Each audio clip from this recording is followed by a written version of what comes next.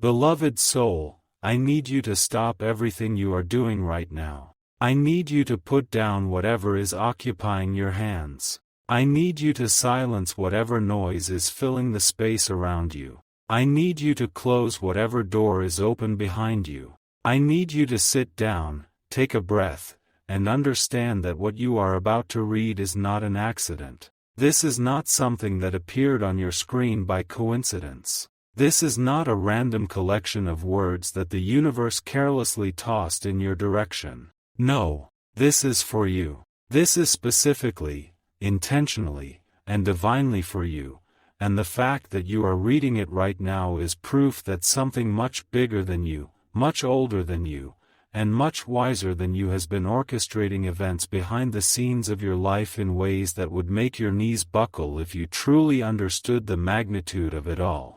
And I know that might sound dramatic. I know that might sound like something someone says just to get your attention. But beloved soul, I am not trying to get your attention. Heaven already has your attention. Heaven has always had your attention, even when you thought you were wandering, even when you thought you were lost, even when you thought you were so far off the path that no GPS in the universe could route you back to where you were supposed to be. Heaven has been watching.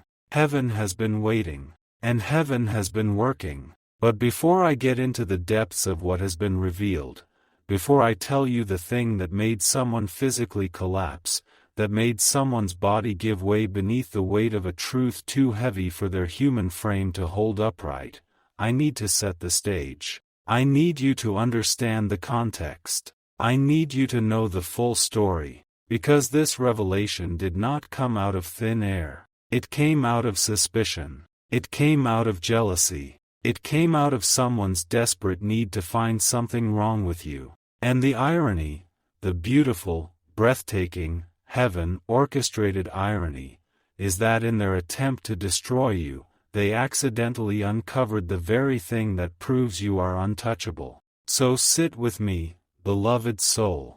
Sit with me and let me tell you everything. Chapter 1.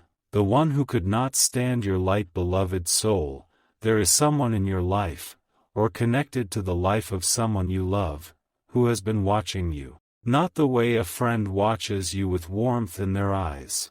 Not the way a loved one watches you with pride swelling in their chest. No, this person has been watching you the way a shadow watches the sun, knowing that it exists only because of the very light it resents. This person has been studying you, cataloging your movements, noting your patterns, listening to your words, not to understand them, but to find fault in them, looking at your face, not to appreciate it, but to search for cracks, examining your life, not to celebrate it, but to dismantle it. And this person, beloved soul, I need you to hear this clearly. This person is the sister of someone who is special to you. Maybe it is your partner's sister. Maybe it is the sister of someone you are growing closer to. Maybe it is the sister of someone who has expressed interest in you, someone who has chosen you, someone who has seen something in you that their own family could not see. And this sister, this woman who shares blood with the person who loves you, she could not accept it. She could not wrap her mind around why her sibling chose you. She could not understand what was so special about you. She could not tolerate the way her sibling's eyes lit up when your name was mentioned. She could not bear the way her sibling smiled when you walked into the room. She could not stomach the way her sibling defended you, chose you, prioritized you. And so she decided to do something about it. Not directly, of course. People who operate in the shadows rarely confront the light face to face. They know better. They know instinctively that direct confrontation with someone who carries what you carry would end in their own exposure. So instead of coming to you, she went around you. Instead of asking you who you are, she hired someone to find out. Instead of trusting her sibling's judgment, she paid money, real money, hard, earned or otherwise, to a professional investigator, someone whose job it is to dig into people's lives, to pull up records, to follow trails, to uncover the things that people bury. She told this investigator to find everything. She told them to leave no stone unturned. She told them to search your past, your present, your relationships, your history, your records, your digital footprint, your financial standing, your family background, everything.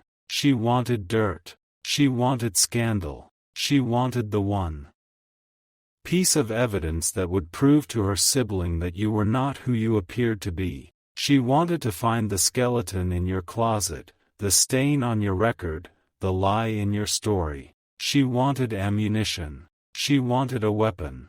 She wanted the grenade she could toss into the middle of your relationship and watch the explosion tear everything apart. And beloved soul, she was so confident. She was so sure that she would find something. Because in her mind, no one could be as genuine as you appeared to be. In her mind, everyone is hiding something. In her mind, the world is full of deceivers and manipulators, and you were simply the latest one to cross her family's threshold. She believed, with every fiber of her being, that the investigator would come back with a file full of your failures, a folder thick with your frauds, a report dripping with your deceptions.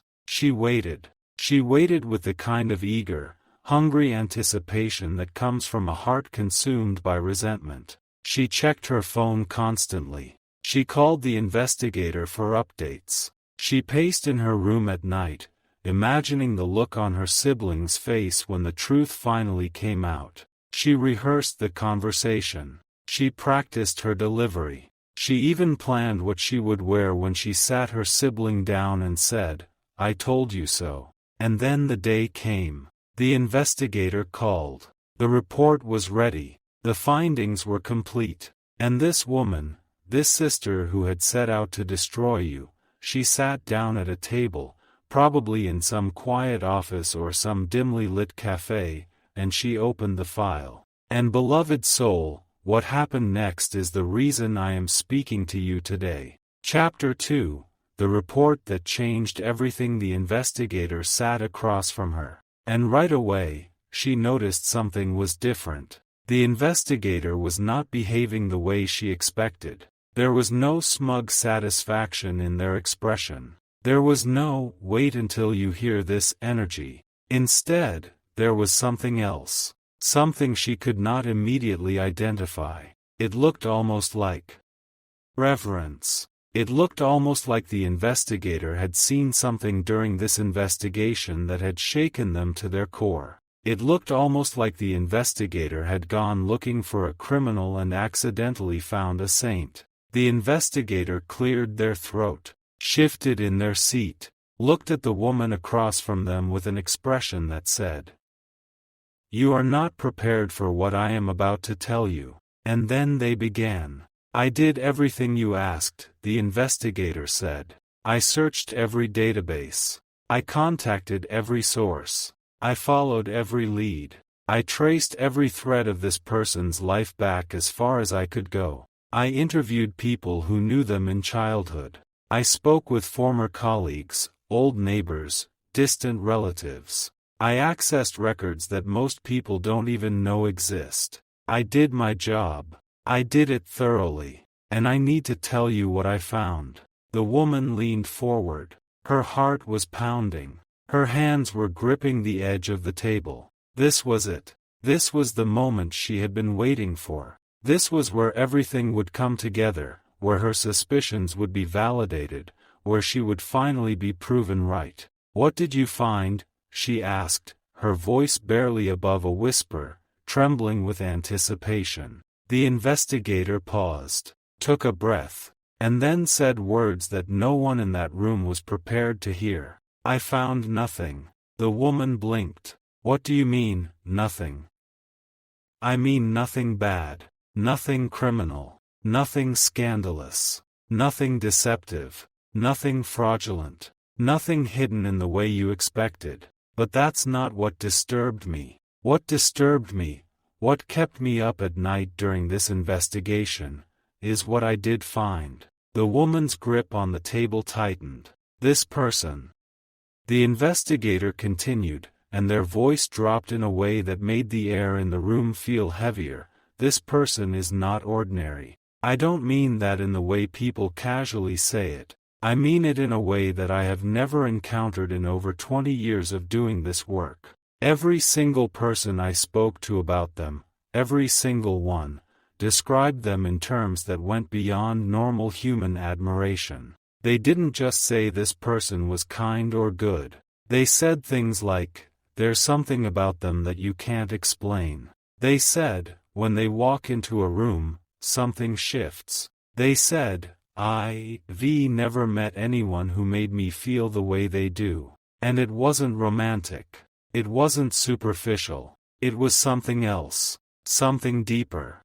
The investigator opened the file. Inside were pages and pages of notes, but instead of the incriminating evidence the woman had expected, there were testimonies. Dozens of them. Stories from people whose lives had been changed simply by being in the presence of the person she had tried to destroy. Stories of inexplicable comfort. Stories of sudden clarity. Stories of healing that had no medical explanation. Stories of protection that had no logical source.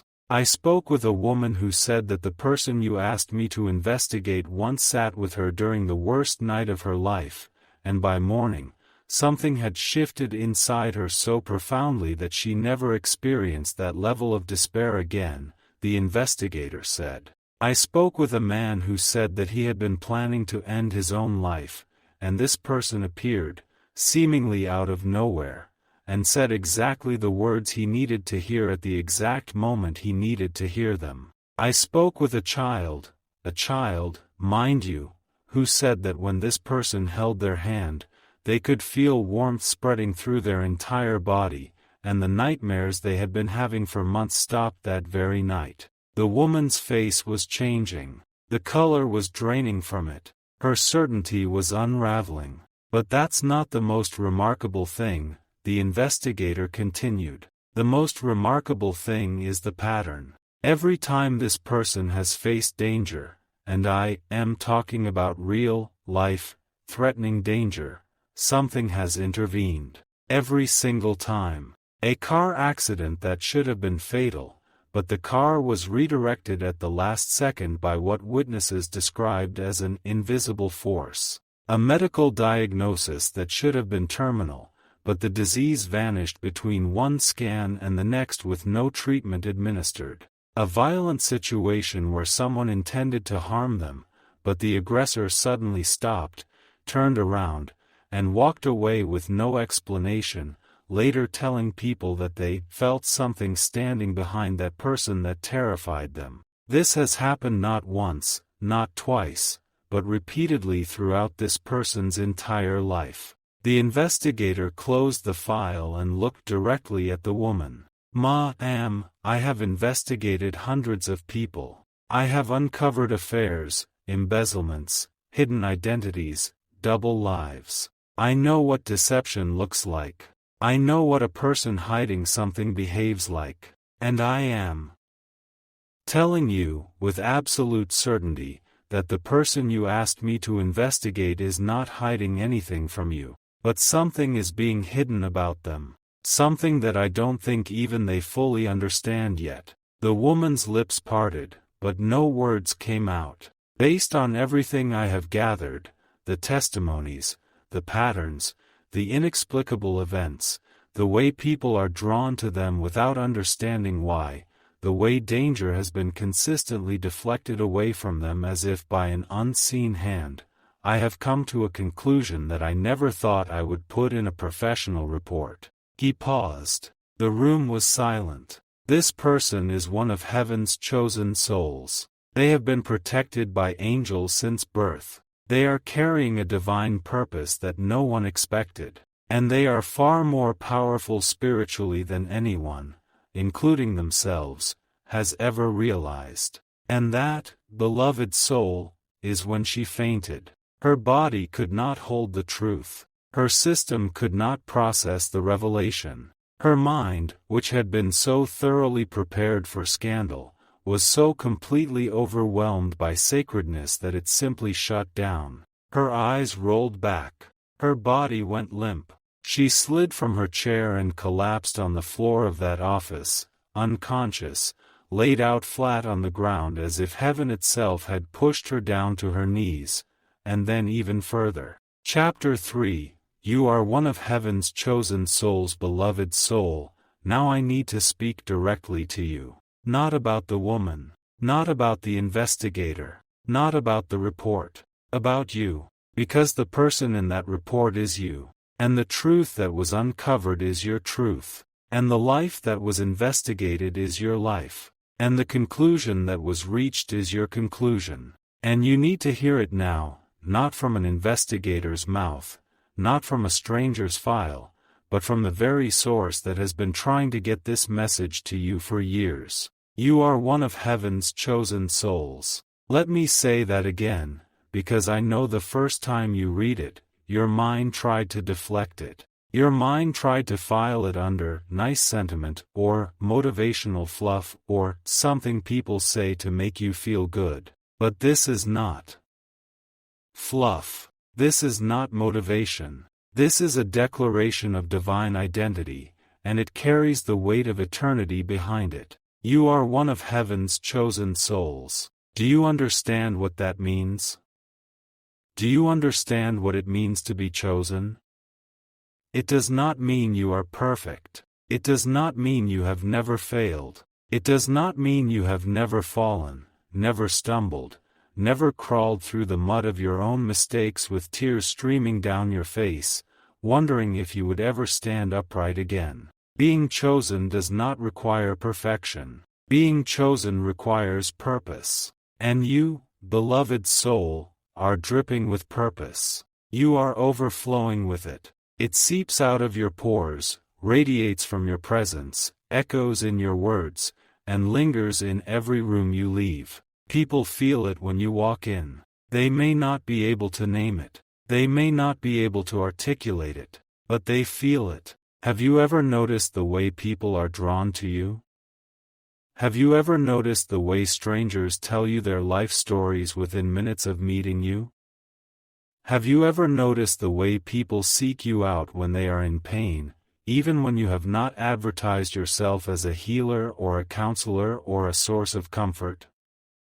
Have you ever noticed the way children stare at you, not with fear, but with recognition, as if they are seeing something their adult companions cannot? Have you ever noticed the way animals calm in your presence, the way tension leaves a room when you enter it, the way chaos seems to settle when you speak? That is not coincidence. That is calling. You were chosen before you were born. Before your mother knew your name, heaven knew your assignment. Before your father held you for the first time, angels had already been stationed around your life. Before your first cry echoed through the delivery room, a purpose had been written into the fabric of your existence that would take decades to unfold.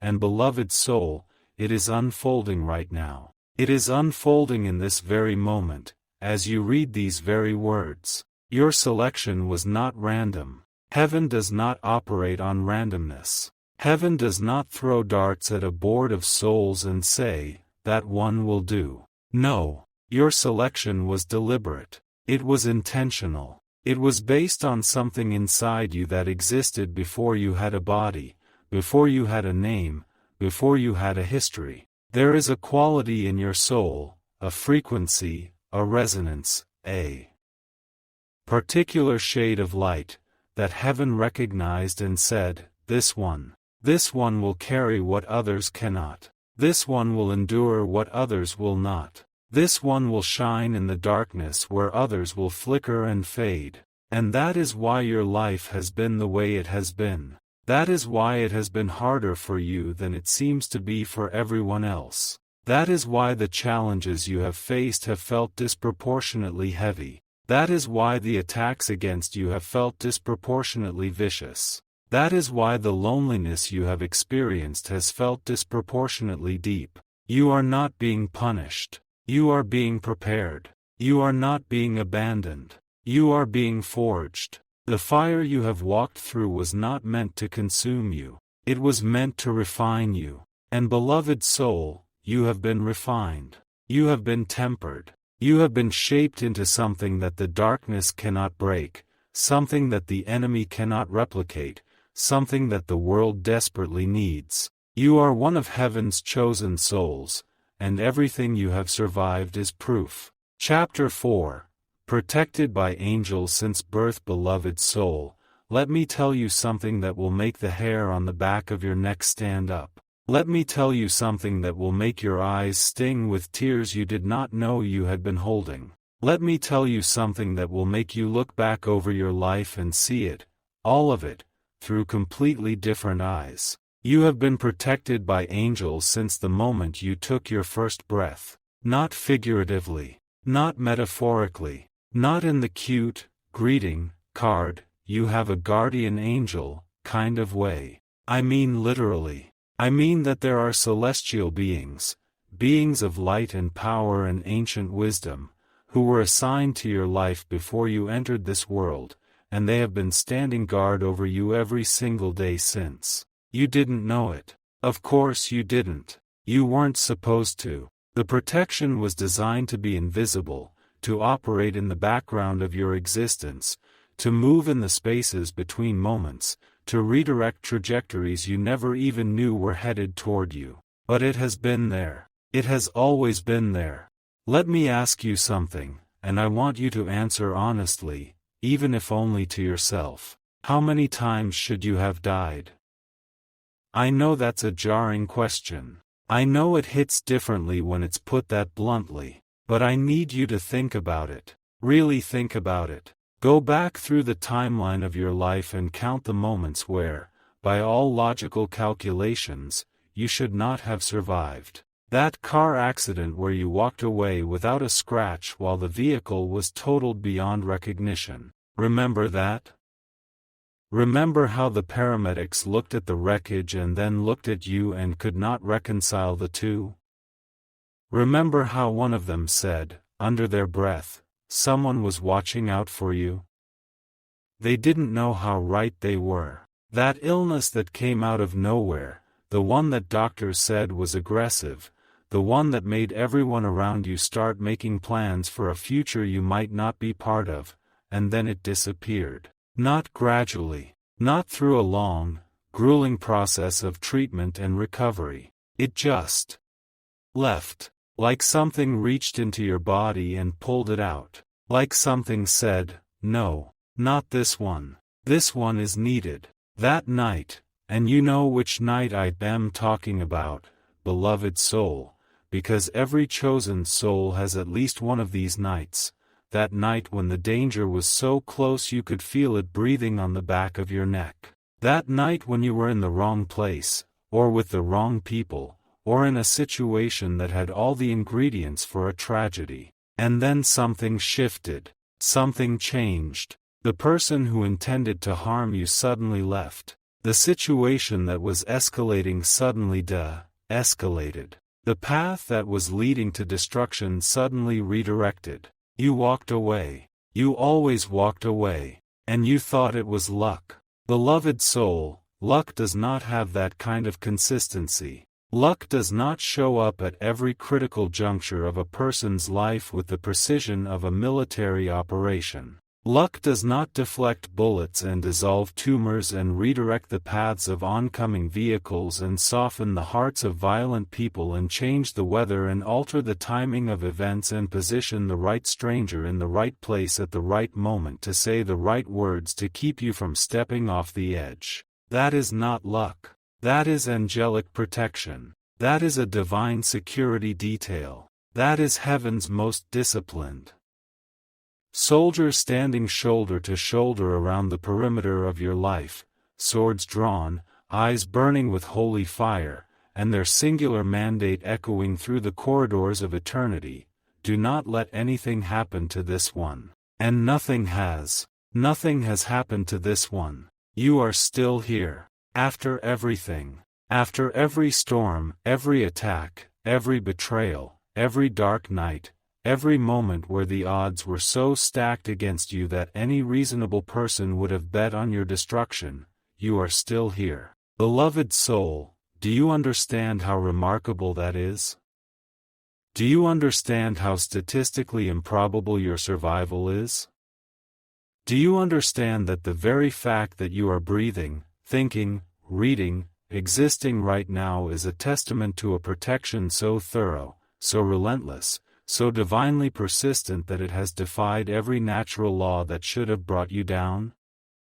Your angels have been busy. They have been working overtime. They have been fighting battles you never saw, deflecting arrows you never felt, blocking doors you never knew were about to open, closing paths you never realized you were about to walk down. They have been standing between you and destruction with the kind of unwavering commitment that only comes from beings who understand exactly who you are and exactly what you are meant to become. And beloved soul, they are tired of you not knowing. They are tired of watching you credit luck. They are tired of hearing you say, "I got lucky," or "that was a close call," or "I don't know how I made it through that." They know how you made it through. They were there. They were the ones who made sure you made it through. And they want you to know, not so that you can boast, not so that you can become arrogant, but so that you can stop living in fear. Because a soul who knows they are protected moves differently.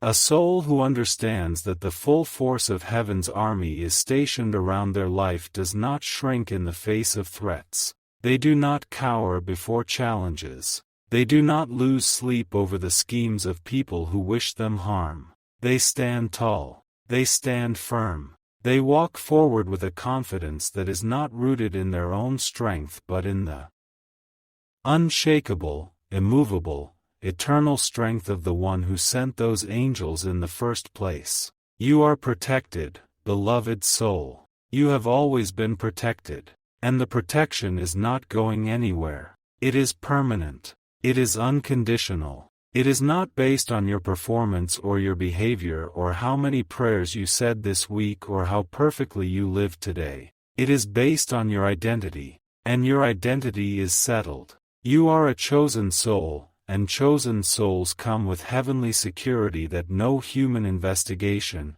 no earthly power, and no demonic scheme can penetrate. The woman who hired the investigator to find your weakness accidentally discovered your fortress. And when she saw how thick those walls were, how ancient those gates were, how powerful those guardians were, she fainted. Because she realized, in that one terrible, beautiful, earth-shattering moment, that she had not been fighting a person. She had been fighting an army. And not just any army. Heaven's army. And beloved soul, no one wins that fight. No one has ever won that fight. And no one ever will. Chapter 5. Carrying a divine purpose no one expected. Beloved soul, here is where things get even deeper. Here is where I need you to lean in even closer. Here is where I need every ounce of your attention, every fiber of your focus, because what I am about to tell you is the reason for everything. It is the reason for the protection. It is the reason for the choosing. It is the reason for the battles. It is the reason for the loneliness. It is the reason people cannot figure you out. It is the reason you have never fully fit in anywhere. It is the reason your life has felt like a puzzle with missing pieces, and no matter how hard you tried, you could never make the picture look like everyone else's. You are carrying a divine purpose that no one expected. Not your family, not your friends, not your community, not the world, and most importantly, and most painfully, not even you. Your purpose has been hidden inside you like a seed buried deep in the soil, and the reason no one could see it is because the season for it to bloom had not yet arrived. But beloved soul, the season is here. It is right now. It is this moment. The very fact that these words are reaching you is the first drop of rain falling on that seed, and what is about to emerge from the soil of your life is going to astonish everyone who thought they knew you. Let me tell you what your purpose looks like. even though I know you have been aching to understand it. Let me describe it to you, even though I know you have spent countless nights lying awake, staring at the ceiling, asking God, asking the universe, asking anyone who would listen, why am I here? What am I supposed to do?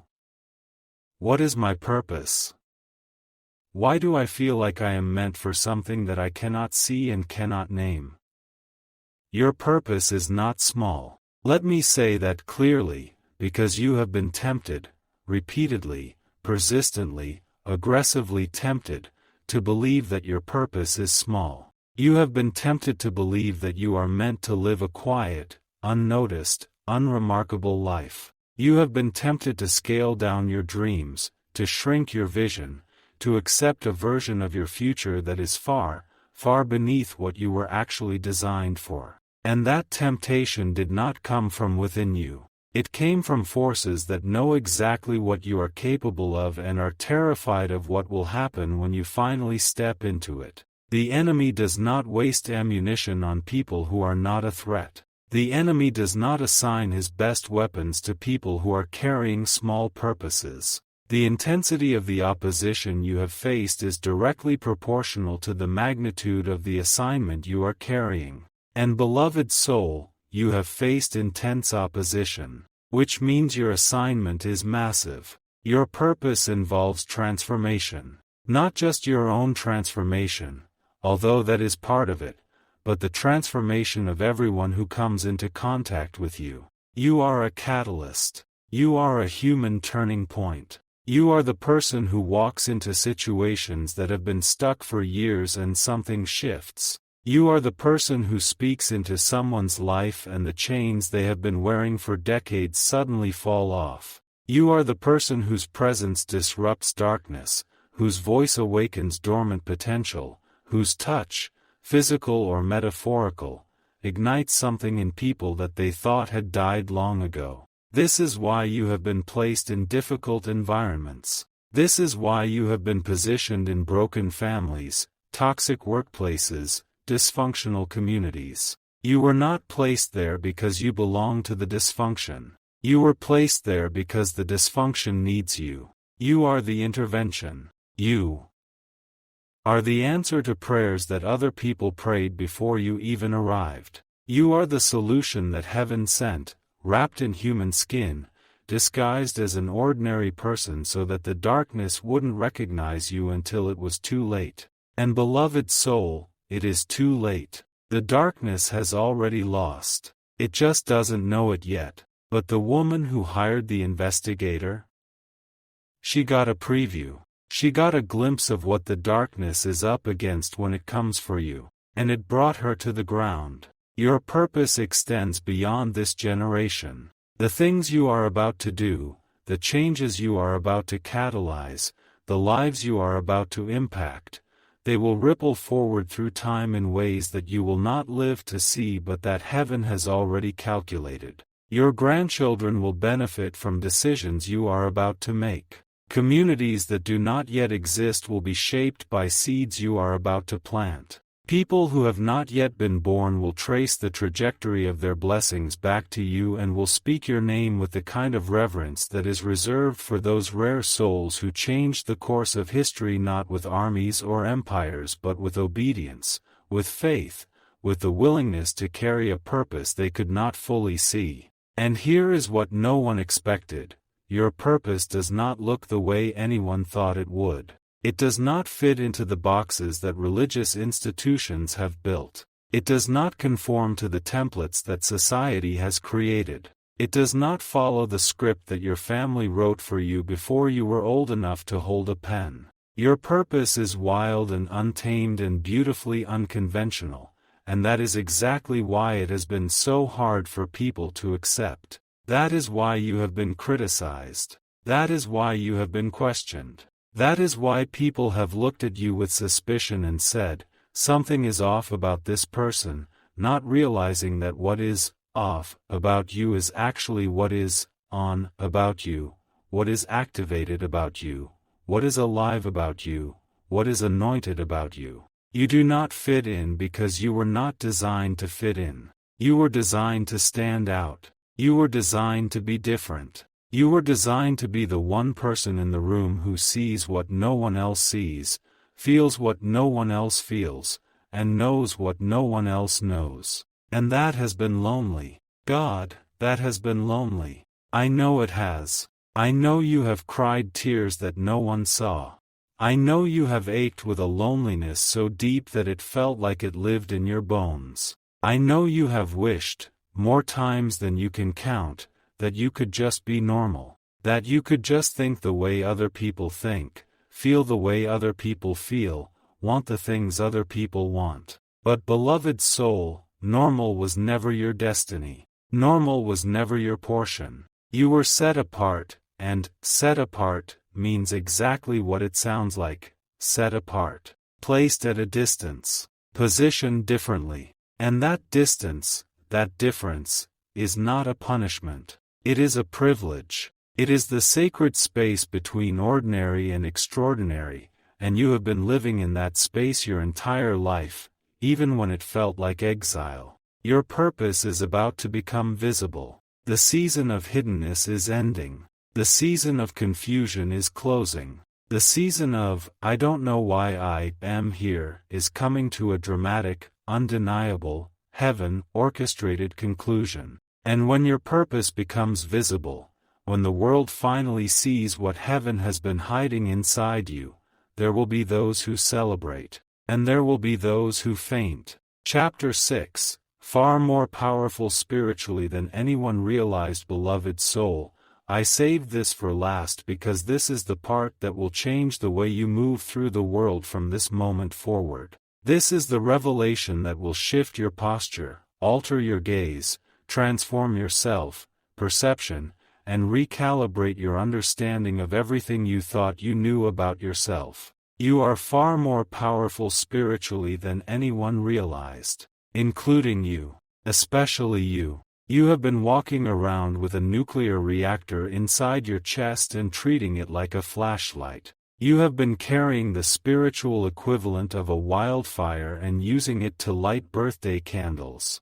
You have been sitting on a throne and behaving like you are sitting on a folding chair. And beloved soul, it is time to stop. It is time to stop minimizing what lives inside you. Let me tell you what your spiritual power looks like, because you need to see it clearly, without the distortions that self-doubt and false humility and years of being underestimated have created.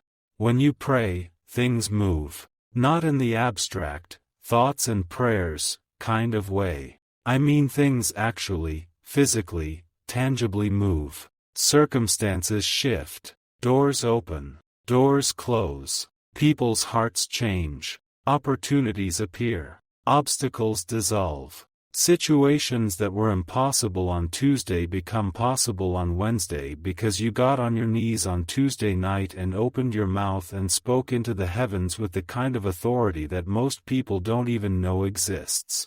And you didn't even know you were doing it. You thought those were just coincidences. You thought the timing was just convenient. You thought you were just lucky that things worked out. But beloved soul, those were not coincidences. Those were consequences. They were the direct consequences of a spiritually powerful soul engaging with the divine realm and activating forces that responded to you with the kind of speed and precision that they do not offer to everyone. Because here is the truth that will make some people uncomfortable. Spiritual power is not distributed equally. I know that might sound unfair. I know that might challenge certain beliefs about universal sameness. But the truth is, just as some people are born with physical gifts that others do not possess, extraordinary athletic ability, remarkable intellectual capacity, natural artistic talent, some souls are born with spiritual gifts that operate at frequencies most people cannot access. And you are one of those souls. Your spiritual sensitivity is off the charts. You feel things before they happen. You know things before you are told. You sense shifts in the atmosphere that others are completely oblivious to. You walk into rooms and immediately register the emotional and spiritual temperature. You meet people and within seconds, you know something about them that they have not shared with anyone, something deep, something hidden, something they thought was locked away in a vault that no one had the combination to. That is not intuition. That is not emotional intelligence. That is not perceptiveness. Those are human explanations for a divine gift, and while they are not entirely wrong, they are entirely insufficient. What you are experiencing is spiritual sight. It is prophetic perception. It is the ability to see beyond the physical realm into the spiritual one, and it has been operating inside you since you were a child. Remember when you were young? Remember how you used to know things? Remember how you would say things that would make adults stop in their tracks and look at you with wide eyes? Remember how you would feel the presence of something in certain rooms, something warm and golden in some spaces, something cold and heavy in others? Remember how you would look at certain people and feel an inexplicable trust, and look at others and feel an inexplicable warning, even when there was no visible reason for either response? Remember how you would dream things that later came true, how you would have feelings about events before they unfolded, how you would sometimes speak words that you did not plan to say and they would land with an impact that was completely disproportionate to your age and understanding. That was your spiritual power, manifesting before you even had the language to describe it. And as you grew older, the world did what the world does to spiritually powerful children. It tried to train it out of you. It told you that you were being dramatic. It told you that you were too sensitive. It told you that you were imagining things. It told you to stop being so intense, so deep, so serious, so different. And you tried. God, how you tried. You tried to be lighter. You tried to be simpler. You tried to care less, feel less, see less, know less. But you couldn't. Because you cannot suppress what is woven into the very fabric of your soul. You cannot see what your eyes were designed to see. You cannot feel what your spirit was engineered to feel. You cannot turn off a gift that heaven installed in you before the foundation of the world was laid. You tried to put the genie back in the bottle, but the genie was never in the bottle. The genie is the bottle. The power is not something you have. It is something you are. And that power has been growing. While you were busy doubting yourself, it was growing. While you were busy minimizing your experiences, it was expanding. While you were busy trying to fit into a mold that was always too small for you, it was breaking through the edges and spilling over into every area of your life in ways that you attributed to coincidence but that heaven recognized as inevitable. Your spiritual power is the reason the enemy has attacked you so fiercely. Powers of darkness do not waste their time on people who are spiritually insignificant. They do not launch coordinated assaults against people who pose no threat to their operations. The fact that you have experienced spiritual warfare, and you have, beloved soul, whether you recognized it as such or not, is proof of how much damage you are capable of doing to the kingdom of darkness. Every episode of unexplained depression that descended on you like a fog with no visible source. Spiritual warfare. Every cycle of self-sabotage that derailed you just when you were about to step into something significant. Spiritual warfare. Every relationship that was destroyed by sudden, inexplicable conflict right when it was about to become a source of strength and support. Spiritual warfare. Every moment of paralyzing doubt that hit you right when you were on the verge of a breakthrough. Spiritual warfare. The enemy has been throwing everything it has at you because it knows, it has always known, what you carry. It knows that when you finally wake up, when you finally understand who you are, when you finally stop playing small and start operating at the level you were designed for, its days of influence in your territory are over. And beloved soul, that day is today. That awakening is now. That understanding is arriving through these very words, and the enemy is panicking because it can feel the shift happening in real time. Your power is not just for you. Let me be clear about that. The spiritual authority you carry is not a personal luxury. It is not a private possession. It is a communal resource. It is meant to be deployed in service of others, used to break chains that are binding people you haven't even met yet, spoken over situations that seem hopeless to everyone except the person who carries the frequency to shatter the hopelessness. When you fully step into your spiritual power, and that moment is closer than your next breath, you will pray and the sick will be healed. You will speak and the confused will find clarity. You will touch and the broken will feel something mend inside them that they had accepted as permanently damaged. You will walk into rooms and the atmosphere will shift because it cannot remain the same in the presence of what you carry. You will enter seasons of influence that will make your current life look like a rehearsal, because beloved soul, that is exactly what it has been.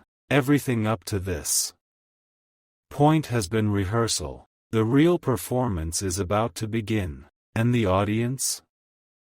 The audience is already gathering. The people who have been praying for someone like you to show up in their world? They are already positioned.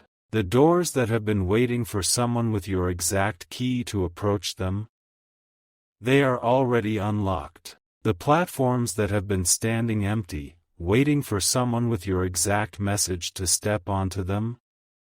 They are already built. Everything is ready. The only thing that was missing was your awareness. The only thing heaven was waiting for was for you to know who you are. And now you know. Now you know because an investigator who was hired to destroy you accidentally became the messenger who revealed you. Now you know because a woman who sought your downfall accidentally triggered your awakening. Now you know because the very scheme that was designed to end you became the catalyst for the beginning of something so magnificent, so unprecedented, so divinely orchestrated that even the angels are leaning forward on the balconies of heaven to watch what happens next. Chapter 7. What she discovered that made her collapse. Beloved soul, let me return to that room. Let me take you back to that moment when the sister heard the investigator's report. Let me describe to you what happened in more detail, because the details matter. They matter because they reflect something that is happening in the spiritual realm right now concerning everyone who has ever come against you. When the investigator finished speaking, the woman's face went through several transformations in rapid succession. First, there was disbelief, the kind that furrows the brow and shakes the head, the kind that says, "No, that can't be right. Check again." Then there was confusion, the kind that unfocuses the eyes and slackens the jaw, the kind that comes from having your entire framework of understanding dismantled in a matter of minutes. Then there was fear, real, visceral, primal fear, the kind that turns the stomach and chills the blood, the kind that comes from suddenly realizing that you have been picking a fight with something you are catastrophically unequipped to fight. And then there was recognition. And this is what brought her down. In that final moment before she fainted, the woman saw something. Not with her physical eyes, but with something deeper, something she didn't even know she had. For just a fraction of a second, the veil between the physical and spiritual worlds thinned, and she saw you as heaven sees you. She saw the light that surrounds you. She saw the fire that burns inside you. She saw the angels that flank you. She saw the divine signatures that are written all over your existence. She saw the magnitude of what she had been attempting to dismantle, and in that moment of horrifying, beautiful, devastating clarity, her body could not take it. Her human frame was not built to withstand the weight of that revelation. And so it shut down. She fainted not because she was weak. She fainted because what she saw was too strong. She fainted because the truth about you is so powerful that even a glimpse of it is enough to overwhelm someone who is not prepared to receive it. She fainted because the God who chose you, the angels who protect you, the purpose that lives inside you, and the power that courses through your spirit are not small things that can be casually observed and calmly processed. They are earthquakes. They are tsunamis. They are volcanic eruptions of divine intent. And when you stand at the base of a volcano and it erupts, you do not stand there calmly taking notes. You are either consumed by the fire or you are flattened by the force. She was flattened. And beloved soul, here is the part that might surprise you. When she woke up, she was different. She did not wake up angry. She did not wake up scheming. She did not wake up with plans B, C, and D ready to execute. She woke up crying. She woke up with tears streaming down her face, and the first words out of her mouth were, "What have I done?" Because in that brief moment of unconsciousness, something happened to her spirit. The same light that she saw surrounding you touched something inside her that had been dark for a very long time. The same power that she had feared opened something inside her that had been closed for years. The same truth that knocked her off her feet also knocked something loose inside her heart, a wall, a barrier, a fortress of bitterness and resentment and pain that she had been building since before she even knew your name. You see, beloved soul, her animosity toward you was never really about you. It was about her. It was about her own unhealed wounds, her own unprocessed pain, her own unacknowledged fear that she was not enough for her sibling, not enough for the world, not enough for God. And when she looked at you and saw someone who seemed to radiate an effortless grace, an inexplicable peace, a quiet confidence that she could not achieve no matter how hard she tried, it triggered every insecurity she had ever buried. You became the mirror that reflected everything she was afraid of seeing in herself. And rather than face that mirror, she tried to shatter it. But beloved soul, you do not shatter. That is what the investigator discovered. That is what the report confirmed. That is what she finally understood in the moment before her body gave out. You do not shatter because you are not made of glass. You are made of something far more ancient, far more resilient, far more eternal. You are made of the same substance that stars are forged from. You are made of the same material that holds the universe together. You are made of divine purpose and angelic protection and spiritual power that no human investigation, no earthly scheme, and no demonic strategy can break. Chapter 8. The message you need to carry forward. Beloved soul, I am going to ask you to do something now, and I need you to treat it as sacred. I need you to treat it with the same weight and seriousness that you would treat a direct instruction from the throne of heaven, because that is exactly what this is. I need you to stop apologizing for who you are. I need you to stop shrinking in the presence of people who cannot handle your light. I need you to stop dimming yourself to make others comfortable. I need you to stop explaining your gifts, defending your intuition, justifying your sensitivity, and begging for permission to exist at the frequency you were designed to exist at. You have spent too long making yourself smaller. You have spent too long folding yourself into shapes that were never meant to contain you. You have spent too long whispering when you were built to roar. You have spent too long tiptoeing when you were designed to march. You have spent too long living in the shadows when heaven built you for the spotlight, not the world spotlight, but heaven's spotlight, which is infinitely brighter and infinitely more permanent. From this moment forward, I need you to walk differently. I need you to carry yourself with the awareness that you are chosen, protected, purposeful, and powerful. Not arrogantly, not aggressively, but confidently, with the quiet, unshakable confidence of someone who knows, who finally, fully, completely knows, that they are backed by forces that cannot be seen but that are more real, more present, and more active than anything in the visible world. When people come against you, I need you to stop being surprised. When schemes are launched against you, I need you to stop being devastated. When plots are hatched in dark rooms by people who want to see you fail, I need you to stop losing sleep. Because, beloved soul, every scheme that has ever been launched against you has ended the same way, in the spectacular, undeniable failure of the schemer. Every single one. Go back and look. Review the history. Every person who has tried to destroy you has ended up either being redirected by heaven, being humbled by circumstances, or, like the woman in this story, being knocked flat on their back by the sheer force of the truth about who you are. You are not someone to be trifled with, not because you are dangerous in the human sense, not because you are vindictive or retaliatory or aggressive, but because the one who stands behind you is not someone to be trifled with, and every attack against you is, ultimately, an attack against him. And beloved soul, he does not lose. He has never lost. The record is undefeated. The track record is flawless. And you beautiful, chosen, protected, powerful soul, you are one of his most treasured pieces on the board. And he will not let you be taken. Chapter 9.